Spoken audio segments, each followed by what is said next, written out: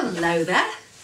This is an astrological forecast for May for Gemini 2009, and this also applies if you have a Gemini ascendant. So Gemini, this month is going to feel as though it's a bit in and out. Some of the time you're going to feel as though your energy is going great and forward, and particularly after the 21st of the month, when the sun moves into your sign of Gemini. However, at the same time, we've got your ruler Mercury going retrograde on the 7th of the month. So there'll be this feeling, Gemini, as though I'm coming out and everything's moving forward, and then, oh, have I made the right decision? Have I moved too quickly? What did I do wrong? So there's going to be this in and out feeling.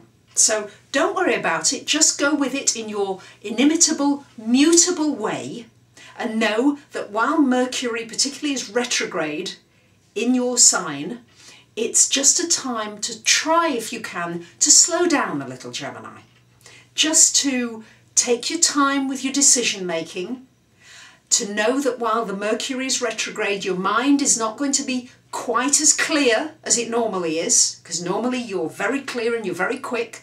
And also you will feel frustrated because people aren't going to be as quickly understanding you.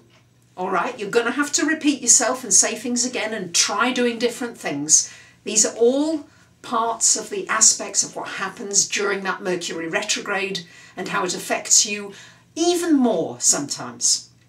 So make sure that you're not signing any leases or contracts, or starting out on something very new that's really important to you. Mercury retrograde tends to affect everything to do with technology and short journeys. So if you can, make sure that you've backed up your hard drive before the retrograde, get any repairs done to your car or anything like that before the retrograde, if you can. Very often if something has to be repaired during a retrograde, very often has to go back in for repair again. You just end up repeating things, and Mercury retrograde is more frustrating than anything, rather than having any big catastrophes happen. It's just minor irritations that build up. And for you, Gemini, it's falling in the 12th house, the last 2 weeks of the month. So you're going to feel as though inside yourself, have you done the right things? Did everything you've done for the first couple of weeks in the month, you're going to feel, yes, I'm communicating, it's clear, I'm doing my own thing. And then you may find that you're questioning yourself. You're going deeper inside and questioning the decisions that you've made in the first couple of the month, the first 2 weeks of the month. So don't worry about that, just know that it will go direct again at the end of the month, and at that point all hell will let loose and you'll feel much freer again. So from the 21st of the month, the sun is in your first house. We've got a lot of focus this month on the water houses, 4, 8, 12. What this means very much is it's very important for you to sort out anything to do with your living situation, your home, and the finances involved with your home. So it could be to do with your mortgage, your investments, any joint investments. These need great examination. We've got Pluto in this house transforming what's going on in these life areas. And for you, Gemini, it means as well going a little more introspective. It's all watery for you. It's a bit watery, and they're in earth signs and you're an air sign. So it may feel as though you're having to slow yourself down, and as though people around you are maybe slowing you down.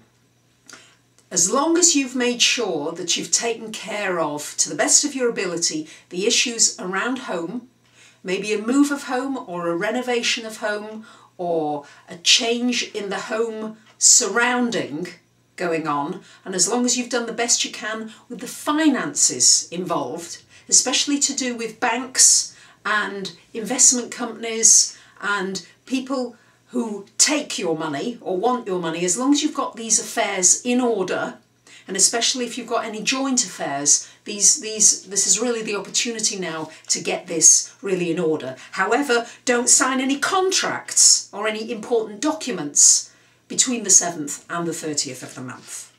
We've got Venus and Mars in Aries, fire signs, going very well with your Gemini sun, and they're in the 11th house.